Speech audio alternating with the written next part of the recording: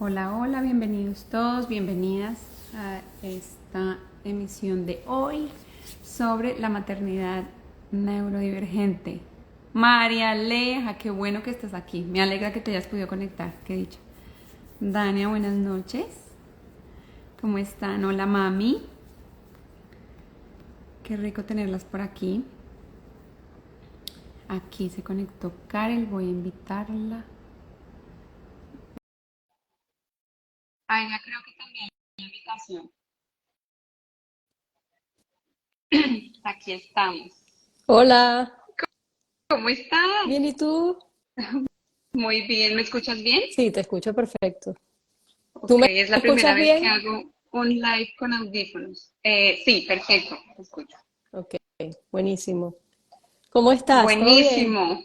Bien, sí, muy emocionada por este tema. Es la primera vez que vamos a hablar de neurodivergencia aquí en este espacio, entonces estoy muy emocionada, recibí algunas preguntas, veo que la gente se está uniendo, bienvenidas todas, bienvenidos.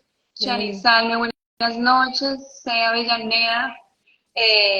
Como siempre, al empezar un en vivo, me gusta recordarles que este es su espacio. Aprovechen la experiencia y el conocimiento de Karen aquí esta noche, háganle las preguntas, las dudas. Sé que hay personas aquí a las que este tema les toca su hogar, entonces aprovechen este espacio que justamente para eso lo conservamos en live para tener esta interacción. Entonces, antes de empezar, quiero hacer dos cosas. Uno, agradecerte por estar aquí. No, Qué para mí, maravilla. Es un más honor bien, para mí. gracias a ti por la invitación. Para mí es un honor estar por aquí. Y bueno, qué rico conversar sobre este tema que sé que afecta a muchas familias y que bueno, que hay muchas personas buscando apoyo en este aspecto. Totalmente. Y segundo, quisiera que antes de que nos metamos como a fondo en el tema, nos contaras un poquito como quién eres tú, cuál ha sido tu recorrido y cómo llegaste a ser una experta en este tema. Bueno, mi nombre es Karel Igneco, yo soy mamá de Diego. Diego tiene autismo y tiene TDAH. Tiene actualmente 11 años de edad, fue diagnosticado hace ya bastante tiempo. Y bueno, quizás esa es una de las razones por las que he aprendido mucho sobre el autismo y sobre todo el tema de la neurodiversidad, porque bueno, me tocó aprenderlo primero con mi hijo, empoderarme en lo que viene siendo el abordaje. Yo siempre le digo a los padres en mi comunidad, quienes me siguen, que nosotros somos los líderes del abordaje de nuestros peques, más allá de quien sea el profesional que sea que estemos escogiendo para tratarlos, pues nadie más que nosotros somos los líderes en el tema de ayudarlos a ellos a salir adelante, ¿no? Tengo muchos años estudiando, adicionalmente trabajé con niños con condición, fui school shadow bueno, por varios años, ayudando a niños con ciertas condiciones en los colegios y aplicando cierta metodología conductual. Y pues luego empecé a trabajar como educadora en colegios Montessori. Actualmente estoy certificándome como maestra líder Montessori en Lower Elementary, que viene siendo con niños de primera a tercer grado. Y el método Montessori también te lleva a aprender y a entender mucho más sobre los niños con X cantidad o X tipo de condición, porque existen muchos niños que van a este tipo de ambiente, ¿no? Muchos padres de niños neurodivergentes buscan ambientes como un salón de clases Montessori y pues es bastante común tener estudiantes con distintas neurodivergencias en nuestro salón. Entonces eso también te permite aprender muchísimo sobre el tema. Tengo una cuenta que se llama Autismo Sin Tabú aquí en Instagram. Tengo mi página web también y también me pueden conseguir en Facebook y en Twitter. Ok, es justo esta cuenta desde donde ella se está conectando, así que pueden ahora mismo ir y seguirla, además de darnos corazones. No se les olvide, el amor aquí es muy importante. No se les olvide compartir esto con personas a las que de Sí. pronto les pueda interesar, aquí con la flechita que es como un avioncito de papel, para enviar a otras personas y corazoncitos para que esto también le pueda llegar a muchas más personas. O sea que con lo que nos cuentas, antes de que tú supieras de la condición de tu hijo, no habías estado cerca a este tipo de información de la neurodivergencia? Para nada. Honestamente, para Ok. nada. Fue a raíz del diagnóstico de mi hijo que empecé a meterme en este mundo de la neurodivergencia, como muchos padres y muchos inclusive Ujú. especialistas. Está comprobado que la mayoría de los padres de niños con autismo u otra neurodivergencia terminan enfocando su área profesional hacia este tema porque pues es algo que pasa a ser parte de tu vida, ¿no? Entonces, sí, no tenía experiencia en eso desde antes. Ok, perfecto. Entonces, de una pregunta que me hicieron y que de la que te mencioné pues antes de que nos conectáramos a este live y que me causó un poquito de curiosidad fue ¿cómo es el manejo del duelo? Entonces, yo no estaba muy segura a qué se refería y yo te pregunté, ¿es duelo como de las expectativas, de lo que tú esperas, como que tú, si vamos atrás en la película, estás embarazada y entonces tú tienes el imaginario de lo que va a ser tu hijo o tu hija, Sí, ¿cierto? Y entonces, como que yo creo que también es como una expectativa colectiva, ¿no? Que el niño o la niña, y entonces corren por el prado y montan bicicleta y tienen amiguitos y crecen, y sí, como las imágenes que le pasan a uno en la mente, tradicionales, pues típicas. Y resulta que no, resulta que llega un momento como en el que te llegó a ti, que te dicen, resulta que no. ¿Cómo fue ese momento para ti y cómo transitaste el duelo y qué recomendaciones le darías a personas que están en ese momento o que están por atravesar este momento? Porque de pronto, digamos, yo aprovecho y comparto un poquito. Mi hijo va a tener una, ¿cómo se llama? Como una evaluación y yo no estoy segura. Todavía sé el diagnóstico, entonces como que no sé, todavía no he, digamos, transitado ese camino que ya transitaste tú. Entonces, ¿qué consejos nos darías después de tener ya la experiencia? Y tantos casos también a los que has sí. apoyado. Mira, Paula, tal cual como tú lo mencionas, el duelo es simplemente esa etapa o ese proceso por el que uno pasa cuando uno se da cuenta de que eso que uno esperaba o esa expectativa que uno tenía del hijo que venía, se ve nublada porque resulta que ya no es lo que tú esperabas, ¿no? Y tal cual como tú lo dices, uno sueña con muchas cosas que uno va a hacer con los hijos cuando nuestros hijos nazcan, inclusive padres que sueñan con practicar algún deporte que es su deporte favorito, practicarlo con su hijo, ¿no? Y luego, pues, te viene esta noticia que te cambia por completo la perspectiva o esa expectativa que tú tenías. Y pues es un impacto bastante fuerte, ¿no? Al principio. En mi caso, creo que me ayudó que yo estaba en una situación parecida a la que tú estás en este momento. Ya yo venía con un proceso de sospecha, de evaluaciones médicas que ya se habían hecho y que ya pues me habían asomado que había un retraso en el desarrollo y que Diego necesitaba empezar terapias, mi hijo se llama Diego, por cierto, que necesitaba empezar terapias. Entonces ya el tema ya estaba encaminado y en el momento en que recibo el diagnóstico formal fue más fácil para nosotros de asimilar porque ya veníamos en un proceso eh, en donde ya se sospechaba que había algo, ¿no? Sin embargo, pues no te voy a negar, fue duro. Eh, la noticia al principio impacta, lo primero que piensas es en el futuro de tu peque y obviamente lo primero que te pasa por la mente es todo lo negativo.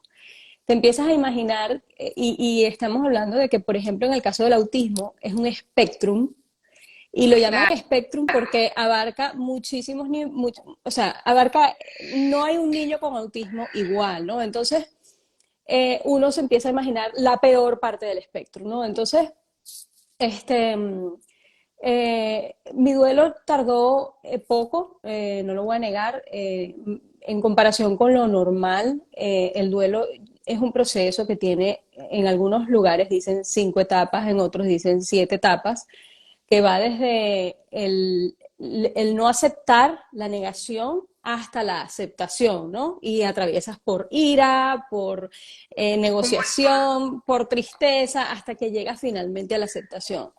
Yo creo que en el caso de nosotros estábamos tan preocupados por ocuparnos en resolver, en solucionar, en sacar a Diego adelante, que realmente, pues creo que saltamos o esquivamos ciertas etapas, que no estoy diciendo que después no vinieron, porque es mentira que tú vas a reprimir tus emociones y entonces luego, ya, pasó. No, puede que si las reprimes va a llegar un momento en que esa tristeza va a llegar, ¿no? Y sí, yo creo que fue como una montaña rusa en la que en el momento pues nos empoderamos y actuamos, pero luego quizás vinieron momentos de tristeza, vinieron momentos de rabia, fue algo así, ¿no?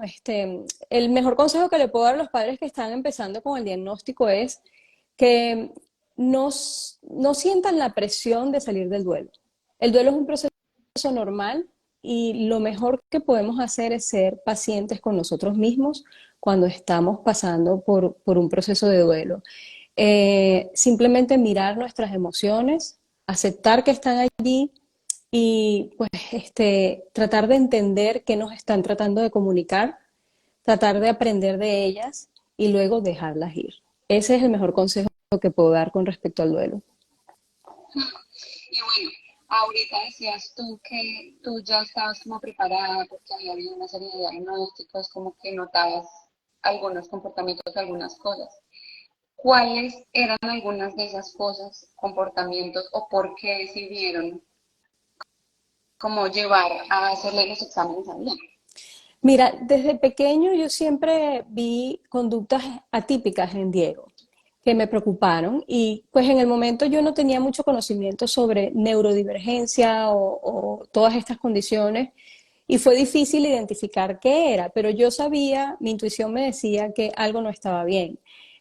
Algunas conductas que él manifestó fue conductas repetitivas, como por ejemplo, él abría y cerraba los gabinetes de la cocina constantemente. Correr en un mismo eje, dando vueltas, corre y corre, dando vueltas en el mismo eje. También cuando se frustraba solía autoagredirse, teniendo 7 meses, ni siquiera un añito, ya se me golpeaba la cabeza cuando se frustraba o se golpeaba contra la cuna cuando estaba dentro de la cuna. Eh, Cosas así que me hicieron pensar que a veces también conductas de autorregulación, que hoy en día entiendo que son conductas de autorregulación, pero en aquel momento no lo entendía, como ruidos extraños que hacía, repetitivos, y hoy en día entiendo que era él tratando de lidiar con muchas cosas, ¿no? Que estaban pasando a su alrededor, sobreestimulación sensorial, pues cansancio. Entonces, esas son las conductas que nos llevaron a, pues, sospechar que algo no estaba bien o por lo menos a indagar con un especialista y entender si todo iba marchando bien a nivel de desarrollo. Entonces fuimos con un neuropediatra, esto fue en Venezuela, y pues ella hizo una evaluación bien extensa con respecto a Diego, a su desarrollo, a sus conductas, y pues allí fue donde ella identificó que había un retraso en el desarrollo leve con muchas posibilidades de nivelación. Entonces fuimos a terapia de lenguaje, ella identificó también un retraso de lenguaje, fuimos a terapia de lenguaje y terapia ocupacional, pero con el pasar de los meses, luego de terapias, pues no veíamos esa nivelación que estábamos esperando. Entonces allí fue cuando vino la evaluación formal y el diagnóstico. Te escuché la última parte. Que allí fue cuando vino la evaluación normal, formal y el diagnóstico. Una vez pues determinamos que las terapias no estaban llevándonos a esa nivelación que queríamos llegar. Ok. Y cuando hablamos de neurodivergencia, ¿podríamos incluir, además del autismo, algunas otras condiciones? Sí, neurodivergencia viene siendo cualquier tipo de condición que puedas tener que no es neurotípico. O sea, cuando tú consideras que una persona no es neurotípica, está teniendo algún tipo de condición que la hace pues ser, digamos, neurodivergente. ¿Y cuáles pueden ser estas condiciones? Ahí pues entran condiciones como autismo, como TDAH, como ODD, por ejemplo, dislexia podría también entrar dentro de eso. Sí, o sea, es cualquier persona con una condición que hace que la persona pase a ser neurodivergente y no neurotípico. Es un tema bastante, yo diría que polémico, hay muchos términos. ¿Me escuchas bien? Siento que no sé si me... Sí, es que mi teléfono empezó a actuar solo. No Ok. sé qué le pasa. Hay muchos, hay mucha polémica alrededor de este tema con respecto a los términos adecuados para utilizar con respecto a las personas con condición, ¿no? Antes, hace muchos años, se hablaba de personas con discapacidades y pues obviamente a medida que se ha entendido más sobre estas condiciones y se ha desarrollado como más empatía y más aceptación, pues se ha identificado que los mejores términos para utilizar son neurodivergencia, también se utiliza neurodiversidad en ciertos aspectos, entonces pues es la terminología que se está manejando actualmente en este mundo de la neurodivergencia, valga la redundancia. Ok, sí, porque yo tenía entendido que era neurodiversidad, Sí, pero ahora también, ya se sí, actualizó. también se usa neurodiversidad. Ok. Cuando tú nos contabas sobre el diagnóstico que le hicieron a Diego y el duelo que, pues en el proceso del duelo, tú me cuentas que estaban enfocándose en las cosas positivas, Sí, ¿cierto? Y siento que ese es un gran reto porque de por sí en la naturaleza y la condición humana, nuestro cerebro está como prediseñado a acordarse de las cosas negativas, a fijarse en las cosas negativas y es como que realmente un reto consciente el estar mirándose en qué sí funciona, qué sí tenemos, ser agradecido, sí. ¿no? Como en general. Pero ahora si tú te pones como en este contexto, de verdad, de cuando estás esperando un bebé con esta ilusión eh, y te cuentan que tiene una condición, digamos, sí, neurodivergente, que no sé, que va a tener temas sociales o que se confunde al leer o bueno, lo que no se puede enfocar en tareas largas o que no se puede quedar quieto por largos periodos de tiempo, pues a mí se me hace complicado ver cuál puede ser el panorama positivo. Y entonces ahí me gustaría tú que nos hablaras como de cómo viviste tú el dejar de ver al niño desde el lente de tus expectativas y de verdad reconocer y ver al niño que tú tenías. Mira, no es fácil, Paula, honestamente. Y yo te diría que no es nada más dejarlo de ver desde el lente de tus expectativas, sino también dejarlo de ver, y yo creo que esto es más complicado aún dejar de hacerlo, dejarlo de ver desde el lente de tus miedos, porque es el miedo el que te lleva muchas veces a mirar el escenario más negativo, ¿no? Entonces, porque realmente lo primero que te pasa por la cabeza cuando recibes un diagnóstico como esto es, mi hijo va a estar bien, ¿qué va a ser del futuro de él? ¿Va a poder ser independiente? ¿Va a poder hablar? Claro. Uno empieza con esa incertidumbre y con esa ansiedad de cómo va a ser el futuro de nuestro peque. Entonces, yo pienso que es importante empezar a mirar las cosas con perspectiva. Cuando digo con perspectiva es desafiar un poquito la forma en que nosotros estamos mirando la situación actualmente y entender que no tenemos certeza de cómo va a ser el futuro, no lo tenemos. Así como no la tenemos para mal, en el sentido de que no tengo certeza y pues seguro va a ser horrible, también puedes decir, bueno, probablemente va a ser bueno, porque si no tengo certeza, probablemente el futuro va a ser mejor de lo que me lo estoy imaginando. Eh, este es un proceso que lleva mucho tiempo de aprendizaje y una de las cosas que me ayudó a aprenderlo fue el, el vivir experiencias con Diego que me hicieron darme cuenta de que esos temores que yo tenía, pues no se cumplieron, no se cumplieron. O sea, yo siempre digo en mi comunidad que yo quisiera haber podido tener en aquel momento cuando recibí el diagnóstico un video actual de cómo está Diego en este momento. Y así poder quitarme muchas preocupaciones. Y se lo digo mucho a los padres de niños que están recién recibiendo el diagnóstico. No pierdan las esperanzas. Es lo último que debemos perder. porque de verdad que uno se imagina lo peor y resulta que el futuro de nuestro peque puede terminar siendo mucho mejor de lo que nos imaginamos. Entonces, es difícil darte respuesta con respecto a cómo hacer para mantener una mentalidad positiva de mi hijo va a estar bien y todo va a ser perfecto. Es difícil. Yo creo que ahí lo que tenemos es que hacer es más bien enfocarnos en lo que podemos controlar, enfocarnos en nosotros mismos, en lo que podemos controlar y enfocarnos en un día a la vez, en hacer lo que podemos hacer en este momento para sacar adelante a nuestros peques y no pensar tanto en el futuro y en el qué pasaría si. Ese es el mejor consejo que puedo dar en este momento respecto a ese tema. Ok, quiero volver a esto que estamos conversando, pero aquí dejaron una pregunta. María Alejandra dejó una pregunta. ¿Qué tan recomendable es la medicación para niños que sufren dislexia? Mira, la medicación es un tema bastante personal. Yo no puedo decir si es recomendable o no es recomendable, porque cada niño, sea con dislexia, sea con autismo o con cualquier otra condición, es único. Entonces, todo depende de las necesidades particulares de ese niño. Lo ideal, obviamente, y es sí, el escenario ideal, es no medicar.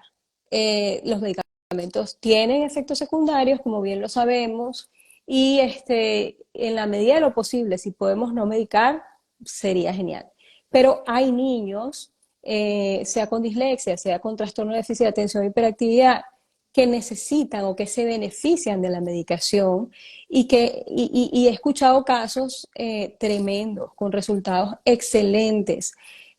Por ejemplo, un niño con TDAH, no te sé decir respecto a dislexia, no tengo experiencia con la dislexia, pero te puedo decir con respecto a niños con TDAH que han sido medicados y luego han mostrado inclusive una mejora en sus niveles de autoestima. ¿Por qué?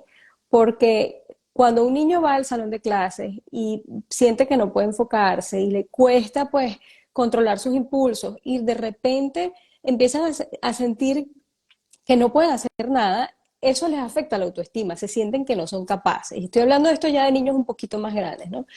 Entonces, tener una medicación que los ayuda a poder enfocarse, pues les permite sentir que pueden lograr cosas y pues los hace sentir capaces. Entonces, de nuevo, depende del niño, depende de qué tan severa es la condición como para ameritar medicamento. Entonces, es una decisión muy personal.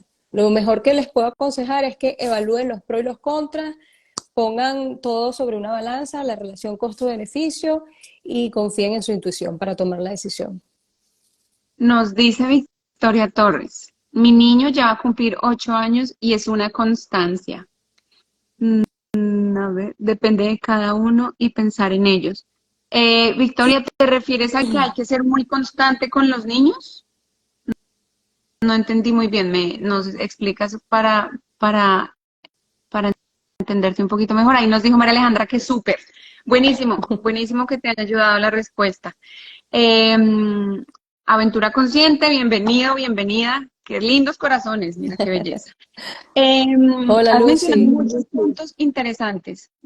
Primero, retomando la conversación, decías tú que muy importante como dejarnos de las expectativas de lo que debería ser, ¿cierto? Y Ujú. que de pronto el futuro de nuestros hijos o nuestras niñas va a ser mucho mejor de lo que nosotros esperamos, ¿no? Por esta tendencia que tenemos a ver lo peor y a imaginarnos lo peor y a Sí, tener el miedo horrible. controlar enfocarnos en en lo que podemos controlar, enfocarnos en el día a día, en ayudar a nuestros peques actualmente en lo que podemos.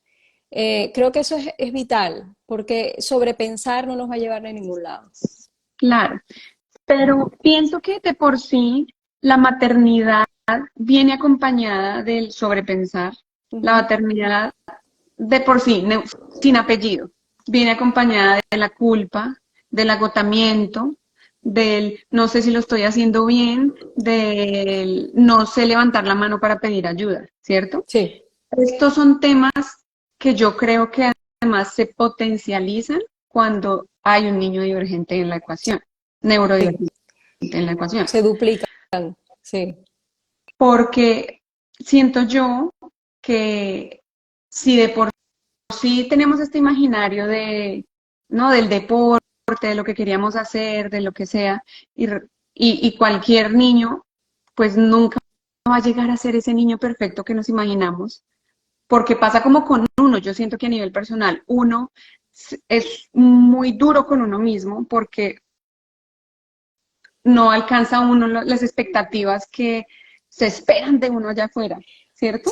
sí, Como que siempre estamos viendo con una regla irreal absolutamente todo, a nosotros, a nuestros hijos, y cuando hay una neurodivergencia creo que es muchísimo más complicado porque como tú acabas de decir, no hay un niño con autismo igual a otro. sí. Pero yo además de eso añadiría que es que no hay ningún niño igual a otro y en mi ignorancia, corrígeme por favor, yo siento que todos y todas tenemos algún gradito de alguna cosa diferente, tenemos algún rasgo o característica de la hiperactividad, algún rasgo característica del déficit de atención, algún rasgo característica del autismo, porque esto es un tema inmenso, ¿no? Que como tú lo has mencionado en tu cuenta, perdón que me estoy extendiendo, o sea, afecta temas de relaciones, de funciones ejecutivas, de autoestima, de un montón de cosas. Sí, fíjate, voy a ir por parte, Paula. Estabas Gracias. comentando que las madres solemos ser más duras con nosotras mismas y pues generalmente en la maternidad es común vivir ansiedad, vivir preocupaciones por nuestros hijos, preguntarnos si los estamos haciendo bien, si lo estamos haciendo bien como mamás. Yo pienso que es natural en cualquier ser humano de vez en cuando pues dudar si lo estás haciendo bien, darte látigo a veces. Lo que no es natural es cuando se convierte en algo constante, muy frecuente, que empieza a afectar tu salud mental y tu bienestar, ¿no? La maternidad, pues yo la dividiría en dos responsabilidades principales, cuidar de tu hijo y cuidar de ti. Para tú poder ejercer una maternidad lo más, pues, digamos que eficiente posible, debes también hacerte cargo de ti. Y yo esto siempre lo digo a las mamás y papás que me siguen, que muchas veces nosotros, pues los padres de niños neurodivergentes, lo primero que pensamos es, no tengo tiempo. ¿Cómo? ¿Cómo? O sea, con toda esta mega lista de cosas que tengo que abordar, encargarme de especialista, terapia de lenguaje, que aprenda habilidades. Entonces tú me vas a venir a decir a mí que yo tengo que cuidarme, que yo tengo que hacerme cargo de mí. ¿En qué momento? No. Pero pues es sumamente necesario porque de eso depende también que tú puedas tener mente y puedas tener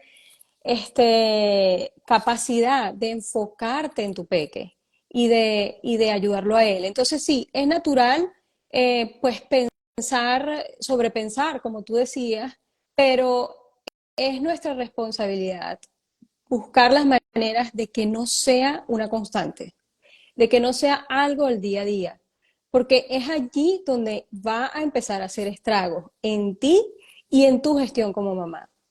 Entonces, eso es primordial. Otra cosa que estabas mencionando era que al final todos tenemos, o sea, mencionaste algo de que esperábamos al niño perfecto y bueno, yo quiero como que hacer la acotación de que si estamos esperando un niño perfecto, hay un problema con nosotros, porque ningún niño va a venir perfecto. Hay niños inclusive que tienen que no tienen ningún diagnóstico y pues resulta que necesitan más soporte que niños con diagnóstico porque tienen algún otro tema, como por ejemplo temas de salud física. Entonces, pues todo es tan relativo, ¿no? Mencionabas que todos tenemos algún rasgo, pues bueno, no hay ser humano perfecto, de nuevo volviendo al tema de la perfección, todos vamos a tener nuestro talón de Aquiles, solo que pues en el caso de las personas neurodivergentes se ve de manera mucho más acentuada, entonces la batalla es más fuerte, porque pues vemos, por ejemplo, yo particularmente considero que yo tengo mi pequeño déficit de atención, pero yo sé que no es comparable con el de una persona con TDAH, ¿no? Entonces, es relativo también eso. Las batallas que viven nuestros peques con autismo o TDAH son realmente pues arduas a veces y es importante validar eso y entender eso. Ok. Nos preguntaban aquí arriba que si para los niños neurodivergentes se recomienda la educación Montessori. Depende del niño. De nuevo, esta es una decisión de nuevo muy personal y depende mucho del niño porque pues si tu peque necesita necesita un grado de apoyo alto o, por ejemplo, le cuesta desenvolverse en ambientes dinámicos en donde hay, pues no hay un ABC en el día a día o donde, pues, quizás hay mucho movimiento y mucho dinamismo. Entonces, Montessori no es el ambiente para tu peque. Si le cuesta adaptarse a ambientes como eso, si es un niño que necesita mucha estructura, que necesita que le digan el ABC, que hay mucha rigidez, entonces, pues no, Montessori no vendría siendo el ambiente para ese niño. Ahora bien, si tu peque se adapta bien a ambientes dinámicos, si puede, pues medianamente funcionar en un ambiente de manera independiente, independiente entre comillas, las maestras estamos allí, pero que quizás no requiere un grado de apoyo de estar una maestra con él uno a uno la mayor parte del día. Entonces, pues el ambiente de Montessori sí sería para un niño así. O sea, depende mucho de las necesidades particulares de cada niño. Y tal vez añadiría, yo no sé qué pienses tú, que si el niño o la niña también tienen de pronto necesidades de movimiento, como de no estar tan rígidos todo el tiempo, tal vez Montessori también pueda ser una buena opción, Sí, ya que no tienen que estar como estáticos por largos periodos sí. de tiempo, ¿no? Montessori es muy beneficioso para esos niños que necesitan actividad física, que necesitan movimiento, que necesitan breaks frecuentes, o sea, tengo el inglés en la cabeza, por eso a veces Descansos. que necesitan breaks frecuentes y romper las tareas en pequeñas tareas. Para estos niños Montessori es ideal.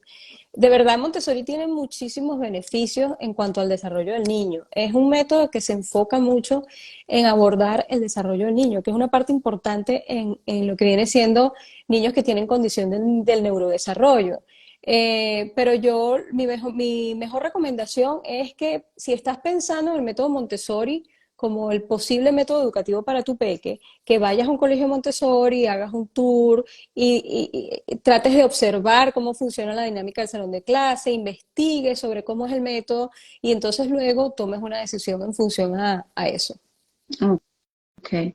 Nos dice Victoria Torres, mi niño no quiere escribir en clases, va segundo año. ¿Qué hacer? Sí, la escritura es una de las actividades más difíciles para cualquier niño, sea neurodiverso o neurotípico. La escritura es una de las habilidades que toma más esfuerzo desarrollar. Entonces, imaginémonos para un niño con autismo, que generalmente a veces hay dificultades en las habilidades de destreza fina, pues se hace doblemente más difícil, ¿no? Es porque si no hay fortaleza en los deditos y si no hay una buena coordinación mano, brazo y también visual, o sea, entre la mano y el área visual, pues va a ser difícil para ellos la escritura y van a buscar evitarlo en la medida de lo posible. Entonces, mi mejor recomendación, lo primero es pues identificar cuáles son las necesidades de tu peque a nivel de la escritura. Si hay alguna debilidad o algún problema de habilidades de destreza fina, porque es importante trabajar eso y abordarlo a tiempo para luego, pues, para que ellos vayan desarrollando, él vaya desarrollando fortaleza en los dedos y pues la escritura se le haga más fácil. Esto es con una terapista ocupacional, así que bueno, te aconsejo que evalúes a tu peque en esa área. Eh, si evaluarlo con una terapista ocupacional no es posible, pues te aconsejo que pongas a tu peque a hacer actividades como agarrar pequeños objetos, hacer la famosa pinza eh, y hacer actividades que requieran utilizar los dedos para evaluar a ver si ves que le cuesta o si es algo que puede hacer con destreza. Y pues ejercicios para fortalecer las manos y mejorar la escritura, pues hay desde trabajar con plastilina, armar legos, hacer actividades que requieran hacer la pinza, como ejercicios de caminar como el cangrejo, porque no es nada más fortalecer las manos, es también fortalecer todo el tronco y los brazos. Esa, Nos dice Victoria también, hablando del mismo niño, se distrae con frecuencia. sí, lo que viene siendo la atención sostenida o el distraerse es o sea, algo muy común que ocurre en condiciones como el autismo y el trastorno de déficit de atención e hiperactividad, tiene que ver con las funciones ejecutivas. Una de las tantas habilidades de las funciones ejecutivas es la atención sostenida. Y pues cuando un niño está trabajando y pues se distrae con frecuencia, le cuesta enfocarse, es porque hay ciertas dificultades en esta área de las funciones ejecutivas. La causa de la distracción puede ser muchas cosas, no nada más esto. Puede ser que pues es común en los niños con autismo ver patrones o enfocarse en detalles que les llaman la atención, y esto puede hacer que los veamos más distraídos y que les cueste prestar más atención a su entorno. Y allí lo ideal pues es hacer actividades con ellos en donde haya interacción de tú a tú contigo, porque la conexión y la interacción con mamá es uno de los principales pues, herramientas que ayudan a tu peque a interactuar más con su entorno. ¿Okay? Empieza por interactuar con las personas que están en casa con él. Ok. Tú mencionabas ahorita algo cuando estabas hablando del tema de la medicación y era el asunto de que cuando el niño se da cuenta que es capaz de hacer algo, su autoestima aumenta.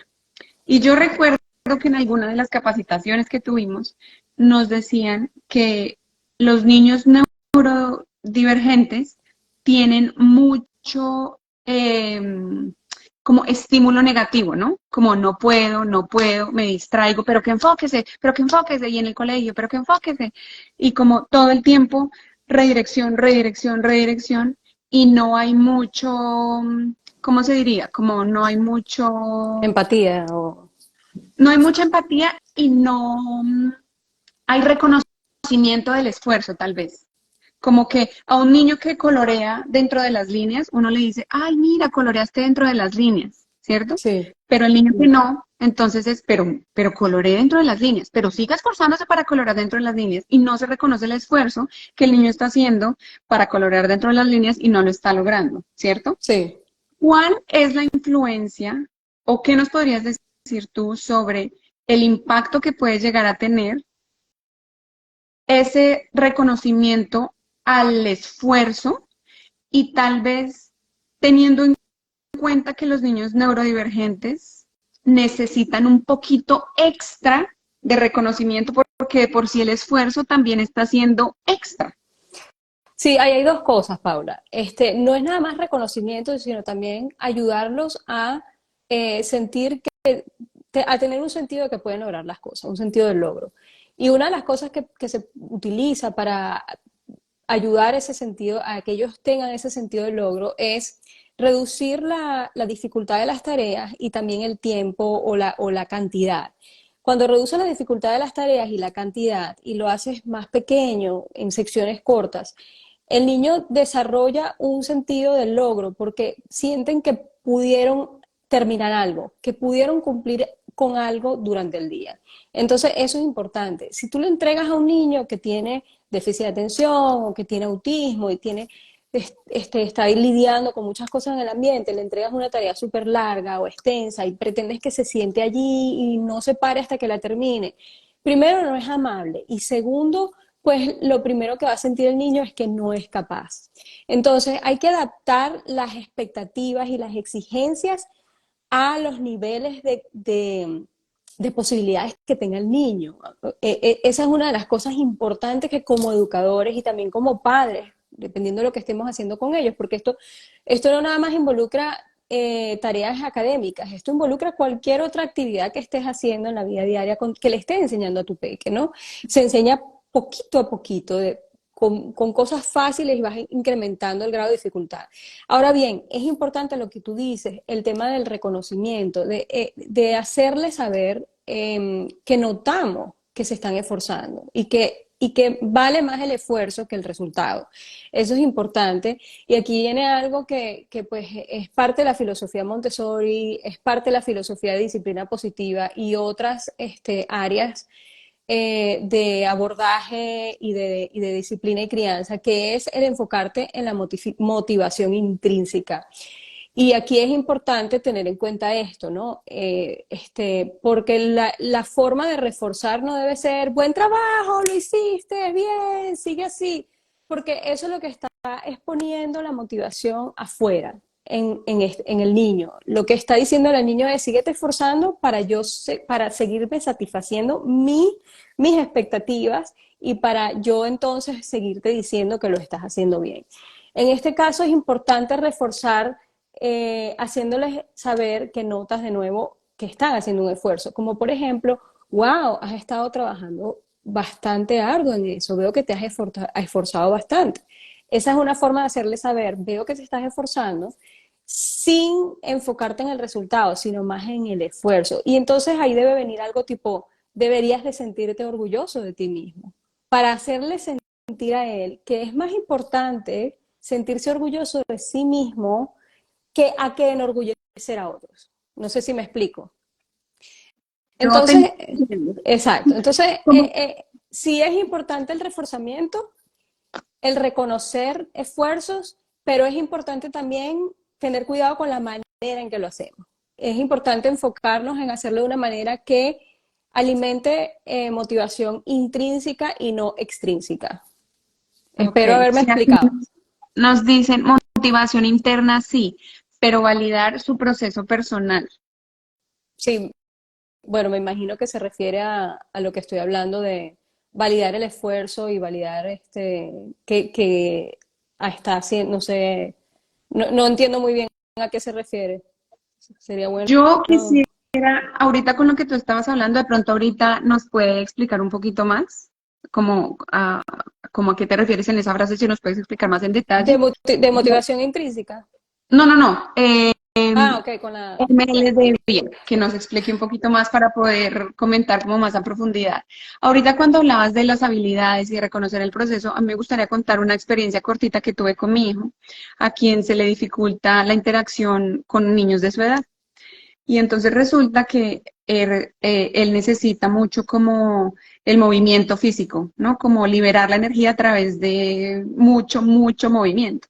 Entonces se nos ocurrió la maravillosa idea de meterlo en fútbol, porque pues además fue el primer deporte que se nos cruzó por la mente. Hay una escuela aquí muy cerquita de mi casa, en fútbol estuvo espectacular, él corría, delicioso el pasto, pero entonces yo empecé a notar que la interacción era muy complicada y de verdad me causaba ansiedad. Y el niño fue a práctica por muchos meses y cada vez yo me sentía peor y él se sentía peor. Él no quería venir a fútbol, él no estaba motivado, hasta que un día como que comprendí que tal vez yo lo estaba poniendo en un entorno en el cual él no tenía las habilidades para desarrollarse. Y entonces obviamente yo le hacía con mucho cuidado la transición, lo preparaba, cuáles son los recursos en caso de que pase esto, cómo manejamos nuestras emociones, vamos a tomar agua, vamos a retirarnos, vamos a decir para si no te gusta algo, sí, como todos los pasos, o sea, seguí muchas cosas intentando y la verdad es que a veces funcionaba y a veces no, porque pues ahí también interviene el cansancio, la alimentación, porque el comportamiento de los niños pues ya sabemos que detrás trae un montón de cosas, ¿no? Y un día de repente me dije a mí misma, ¿por qué fútbol? Y entonces como que no sé cómo veas tú la comparación, pero es como voy a poner a leer a una persona que no puede ver, es igual que voy a poner a mi hijo que no tiene tantas habilidades sociales en fútbol. otros, con 10 niños en una fila, un solo coach que no les puede poner atención, entonces eso se armaba el zaperoco. Entonces ya pues dije, como que también como cuento esta experiencia como relacionada con lo que tú decías de ponerles cosas que ellos puedan lograr, ponerlos en espacios en donde sí puedan, porque a lo que mi hijo esto le causaba era mucha frustración por no poder tener amiguitos, por siempre ser el niño problema, por no poder manejar la situación. Y entonces empecé a pensar, bueno, ¿qué otros deportes le pueden ayudar a igual liberar su energía, practicar un deporte, aprender la disciplina, pero que haya un tipo de interacción diferente, en un grado en el que sí lo pueda manejar? Sí. Mira, Wow. es difícil responderte en ese aspecto porque no conozco a tu peque bien como para decirte sí, Paula. Definitivamente no, el fútbol no era la respuesta en ese momento.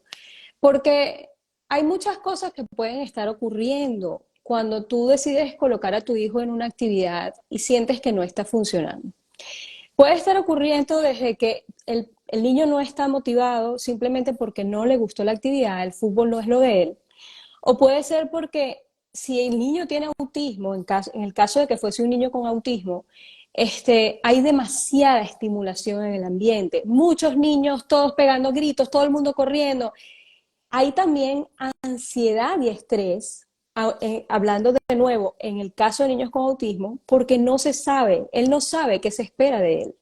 Es un Claro. ambiente social en donde hay expectativas que él todavía no entiende, que no se sabe qué se espera de él. Entonces, eso es muy a veces agobiante para niños con condición.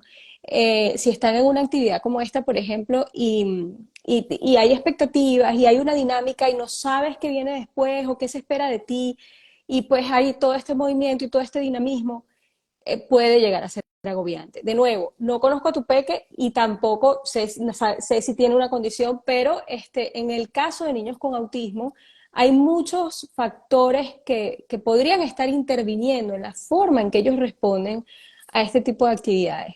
Y pues allí no queda más que evaluar y probar pues diferentes opciones, tal cual como tú estás haciendo. Probablemente no es fútbol todavía, lo ideal no es cerrarse a la posibilidad futuro, pero quizás es meterlo en alguna actividad grupal donde el grupo sea más pequeño, donde él empiece aprenda a seguir instrucciones, a entender lo que se espera de él en el ambiente, a lograr interacción con otros y luego a medida de que va progresivamente mejorando o desarrollando esas habilidades, entonces es cuando empezamos a ver, bueno, creo que ya está listo para algo más grande. Claro, a lo que yo iba con ese punto y con esa experiencia es que muchas veces como que recargamos al niño de herramientas, ¿no? Entonces que aprenda esto, y que aprenda esto, y que aprenda esto, y que aprenda esto. Y a mí, yo en Sí, ese caso me di cuenta 10 meses después que me estaba haciendo la pregunta equivocada y que la pregunta era, ¿por qué fútbol? Si es que hay golf, equitación, natación, donde hay también un grupo social, pero de por sí el deporte se practica solo, que puede ser algo que lo beneficia más a él. Entonces, digamos que mi invitación era un poco más hacia el regalo que puede ser observar muy bien a nuestros chiquitos y hacerse todo tipo de preguntas, eh, cuestionárselo todo, no sí, solamente al niño, pero al espacio, al facilitador del espacio, al sueño, a la alimentación, como a preguntárselo todo. sí, es importante cuestionarnos. Antes de continuar con eso, quiero hacer una acotación. Sí, Es bueno no rendirse al hecho de exponer a tu peque a escenarios o ambientes sociales. ok, Eh, Probablemente si el fútbol era una actividad demasiado dinámica, movida, con muchos niños, probablemente cambiarlo a una actividad donde haya menos niños, pero que todavía haya ambiente social, porque es allí donde tu peque va a aprender lo que se espera de él en un ambiente social. Y lo mismo yendo al supermercado, lo mismo yendo a una tienda. Muchas mamás me comentan la inquietud de salir con sus peques porque dicen que es cuesta arriba, que la conducta, que les da miedo que se escapen. Y yo siempre les digo, ve poco a poco, sal con él 10 minutos al supermercado y luego va incrementando la exposición, pero no dejes de hacerlo porque esa es la manera en que ellos aprenden, adicional a nosotros sentándonos con ellos y explicándole y usando apoyos visuales si es necesario, pero es la manera en que ellos aprenden a entender lo que se espera de ellos en un ambiente social. Y con respecto a lo que estabas diciendo de... ¿Qué era lo otro que estabas diciendo? Se me fue. Pues no sé qué agarrarías de dónde querías agarrar una idea, pero de observarlos De cuestionarnos mucho. a nosotros, Sí. estabas diciendo.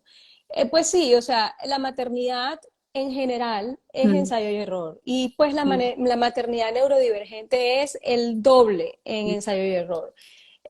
Siempre es importante pues intentarlo, no, y si no funcionó, no darnos látigo de, ay, no, ¿por qué lo metí en esto? Pero sí en decir, bueno, ok, no funcionó, lo intenté, vamos a intentar algo diferente.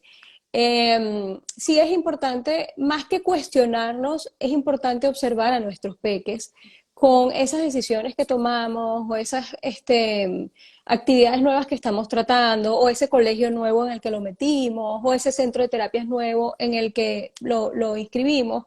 Es importante siempre observarlo y ver cómo responden. Y pues si no están respondiendo bien, es ser flexibles y estar abiertos a tomar la decisión de hacer un cambio. Eso es importantísimo. Entonces, pues, pero bueno, errores vamos a cometer y de nuevo, lo importante en todo este proceso es ser flexibles y estar dispuestos a hacer cambios cuando sea necesario. Claro. Ahora, tú mencionabas también algo que me parece importante que no hemos tocado y es el tema de la interacción social, como en el supermercado, en las fiestas, en los cumpleaños. Primero me gustaría saber cómo te va a ti en tu experiencia como mamá de Diego, ¿En qué área? como digamos en las fiestas de cumpleaños o qué tipo de, si es que hay algún tipo de evento social que para ti sea retadora, cómo la Sí. manejas. Mira, hay sus momentos buenos y sus momentos malos. Definitivamente, yo diría que las habilidades, el desarrollo de habilidades sociales es un proceso que es continuo.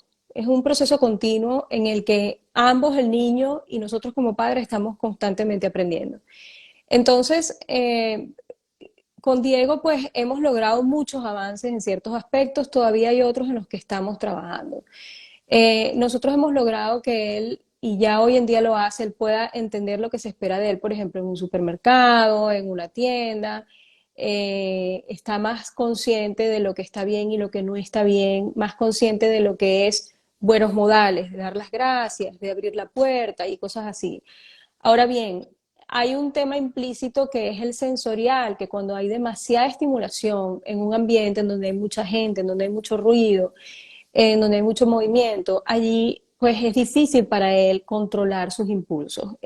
Pues él empieza a incurrir en conductas de autorregulación que quizás no son las más eficientes. Cuando digo conductas de autorregulación es hacer cosas para lidiar con eso que están sintiendo. Entonces, en esos momentos en que ha ocurrido, y ha ocurrido en casas, hemos ido a fiestas en donde pues hay muchísima gente y él se emociona mucho. Una cosa que a él le cuesta controlar es la emoción. Y en esos momentos él no está pensando en el impacto de sus acciones, que es algo que tenemos que enseñarlo a nuestros hijos y él lo ha aprendido bastante, pero a veces en estos ambientes se le olvida o le cuesta. Y lo que yo hago pues es llevarlo a un lugar calmado, sea el baño, sea afuera, que Diego conecta mucho con la naturaleza. Y entonces lo hago tener un break y ahí hablo con él. Cuando él me puede escuchar, cuando él puede mirarme a los ojos, porque a veces en ese momento está como fuera de sí. Entonces, es en esos espacios de calma en donde yo logro que él me pueda escuchar. Y allí es cuando hablo con él, hijo, ¿estás bien? ¿Cómo te sientes? O si hay algo que está haciendo que no está bien, le digo, necesito tu colaboración, repasamos cosas que hemos aprendido antes con respecto a expectativas en ambiente social. Y pues bueno, y yo diría que lo más importante, tener empatía, mirar con cuidado las expectativas que tenemos hacia ellos, porque no van a estar portándose el 100%, al 100% el 100% del tiempo. Claro, pero eso ningún niño Exacto, también. O sea, yo creo que muchas veces los adultos tenemos expectativas en cuanto a los niños en ambientes sociales, no importa su condición, como que nosotros estemos aquí charlando 3 horas y el niño esté aquí divino leyéndose un libro a las 3 horas. No va a ocurrir, nunca. exactamente. Importante también educar a las personas que están, y eso es vital. Hay padres que no les gusta, hay otros que sí, pues a mí me gusta educar. A mí me gusta que quienes estén en mi círculo social sepan y entiendan a Diego. O sea, sepan de su condición bien y lo entiendan, porque eso es vital para tú poder rodearte de personas y sentirte cómodo con esas personas de las que te estás rodeando. De otra manera no vas a disfrutar, tú vas a evitar ir porque, ¿sabes? Porque te ponen mala cara o cosas así. Entonces es importante también para quienes están en esas fiestas, en esas reuniones, entender bien a tu peque. Pero, ¿y qué pasa en casos como los de, recuerdo ahorita a alguien que alguna vez me contó que tiene un niño, no sé si está diagnosticado o no, pero es un niño muy activo, es un niño que hace mucho ruido constantemente Ok, y es el nieto de unos abuelos y esos abuelos tienen más nietos y resulta que los otros nietos no son como este niño.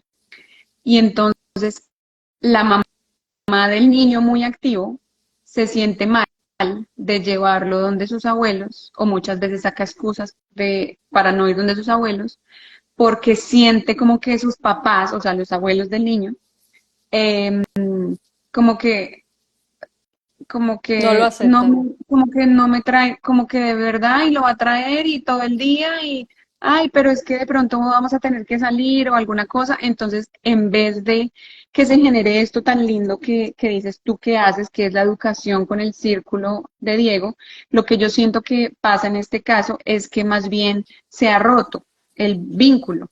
Y de pronto me gustaría saber si hay personas aquí con niños neurodivergentes que nos cuenten también un poquito cómo es la relación con el entorno para poder abordar diferentes situaciones, pero entonces ahí, ¿qué ves tú?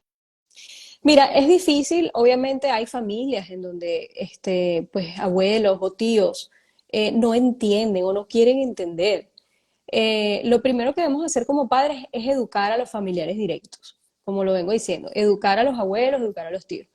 Si ya entonces abuelos y tíos no aceptan, no hay manera de que quieran entender, pues bueno, ya toca tomar la decisión de elegir, pues, dependiendo de la persona también y de cómo sea la relación que tiene con sus familiares, ¿no? Pero hay dos opciones, o eliges seguir intentando educar a tus padres, porque estamos hablando de familiares directos bien cercanos, o simplemente eliges hacer distancia en ciertas situaciones.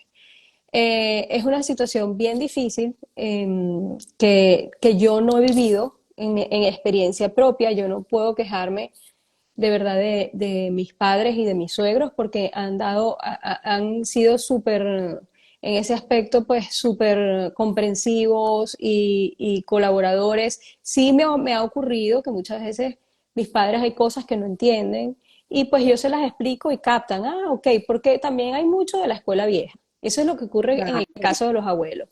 Está la escuela vieja de que si el niño no está haciendo caso, eso es porque no está haciendo caso, porque no quiere. No es un hay maleducado. manera de que a un abuelo le quepa en la cabeza que no, mira, no te hace caso porque no sé, le cuesta seguir instrucciones, porque está ahorita saturado a nivel sensorial. O sea, esas son cosas que a un señor de 70 años ya va, ¿cómo es esto? Esto no es lo que yo aprendí cuando yo fui papá, cuando yo tenía niños pequeños. Entonces, también está en nosotros ser un poquito empáticos en ese aspecto y ponernos en los zapatos de ellos y entender que ellos se criaron en otra época y que tienen una mentalidad mucho más arcaica y pues saber separar lo que es eso, lo que es la edad, lo que es una crianza diferente de ya lo que viene siendo el juicio y quizás que traten a tu peque diferente a como tratan al resto de los nietos de la familia. Ya ahí la cosa es diferente. Claro, mira que aquí nos cuentan también, mis hijos son neurodiversos y hay adultos que no entienden las diferencias. En entornos más de amigos hay un disclaimer de lo que puede pasar. Mi hija puede ser agresiva cuando no está regulada. Hay adultos que facilitan las interacciones y otros que con el disclaimer prefieren no tener cerca a sus hijos. Am, es un poco difícil de interpretar, no sé si tú Lo, entiendes. lo que entiendo es que, como mencionabas tú, y pues como lo hemos hablado, como que hay adultos que lo entienden y que entonces, como tú decías, son muy empáticos y vienen y conectan con los niños. Sí, Y hay otros que ya sabiendo, que les han avisado como, miren, mi hija si no está regulada, mi hija si está sobreestimulada, puede tener reacciones agresivas. Y entonces cuando algunos adultos escuchan esto, amigos, entonces, porque ella dice, yo les aviso qué puede pasar. Entonces que ella les avisa, puede haber esta reacción y entonces los adultos prefieren mantener su distancia como para no tener que sí. hacer parte de esa Hay situación. personas que de verdad todavía necesitan aprender mucho de lo que es la aceptación de, de las neurodivergencias. Yo misma he tenido experiencias así con amigos e incluso con familiares, ya no tan directos, pero que les cuesta entender la razón detrás de una conducta desafiante y que no quieren lidiar con eso. Y yo particularmente en ese aspecto soy un poco radical. Yo elijo muy bien a quien quiero en mi círculo social, porque pues yo siempre le digo a mi esposo, este es un combo de tres, venimos los tres juntos y a donde vayamos vamos los tres juntos. Es el combo completo. Entonces, ¿ustedes aceptan al combo completo o no hay combo? Esa es mi manera de verlo. Cuando son familiares o amigos que no son tan cercanos y que pues aún cuando has tratado de educarlos no quieren entender o no quieren estar cerca de peques con conductas difíciles. Mira, nos dice que dependiendo del papá, no los dejan interactuar. Como que cuando ella avisa, hay papás que no dejan interactuar a los niños, pero que los niños sí le preguntan más. Como que si ven la agresividad, como la respuesta. Lo que yo entiendo, y corrígeme si no lo estoy interpretando bien, em, si hay niños que ven la agresividad de su hija como respuesta a una falta de regulación, los niños sí le preguntan con curiosidad que por qué pasa eso. Y eso me parece bello, Me como más con parece, curiosidad que con juicio, que tenemos tanto que aprender, eh, caray.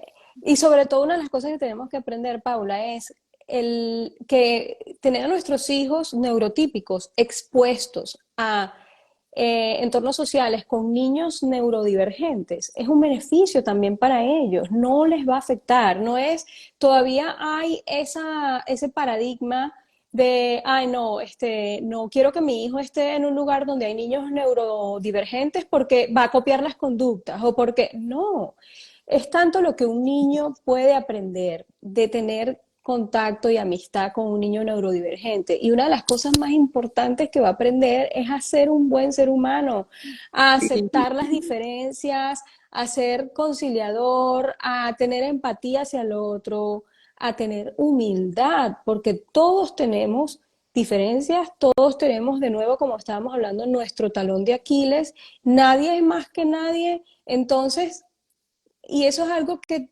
primero nosotros tenemos que entender para luego ayudar a hacer que nuestros hijos lo vean de esa manera también. Entonces sí, hay mucho que aprender y pienso que gran parte del aprendizaje también está allí. Totalmente. Y mira que sí dice, sí, los niños son curiosos y no juzgan. Qué belleza. De verdad que no me había dado cuenta, pero ya cumplimos una hora y me parece maravillosa esta manera de cerrar, como con la Sí, invitación que nos dejan los niños y el aprendizaje de ser un poquito más como ellos, más curiosos, más empáticos y sin sin juicio. prejuicio. Venir hacia, no solamente en la neurodiversidad, sino están rodeados de personas neurodiversas, pero con cada persona que uno se encuentre, con cada situación que uno se encuentre, venir con curiosidad. ¿Por qué por qué hará eso? No, eso está mal. No debería hacerlo así. Qué lindo. Con Si curiosidad alguien y tiene, con ganas de entender y sin juicio por nada del mundo, que es lo importante allí. Sí. sí. Si alguien tiene alguna pregunta de último minuto, Miren, aquí comentaron, aprovechen porque esto se va a cerrar en contados instantes. Sin duda alguna, mi hijo este año se ha hecho muy amigo de dos pequeños dentro del espectro y su crecimiento es impresionante, la empatía, el manejo. ¡Ay, qué Se fue criar, lindo! criar para cambiar el mundo. Qué bueno verte por aquí, y tu comentario totalmente acertado. Es impresionante lo que pueden crecer los niños y yo lo veo en los salones de clase a diario, con niños neurotípicos que hacen amistad con niños neurodivergentes y todo lo que hay es empatía, apoyo mutuo, cero juicio y eso es lo que queremos ver más en la humanidad. Pues lamentablemente hay que empezar por la niñez, ¿no? Por los niños. Entonces es valioso. Qué Qué suerte suerte de llegar al live tan linda. tan bella. Gracias. Muchas, muchas gracias a todos y a todas las que se conectaron. Esto va a quedar en mi cuenta. Te voy a taguear como colaboradora si quieres compartirlo en tu cuenta Seguro. también, Karen. Te agradezco nuevamente por todo este tiempo que nos regalaste. Gracias por tu generosidad. Que tengan todos y todas una muy feliz noche. Los juicios de valor siempre los... Oh my God, nos quedamos en la mitad. Sí. Y gracias a ti por tu invitación. De verdad que me encantó Qué tener esta maravilla. conversación. Sí. Así que bueno. Qué bueno. Me alegra mucho de verdad tenerte aquí. Gracias, Igual, gracias. Siempre igual. los decimos los Gracias a ti. adultos, así es. Besos para todos y para Besos. todas. Feliz noche. Feliz Bye noche. bye. Cuídense.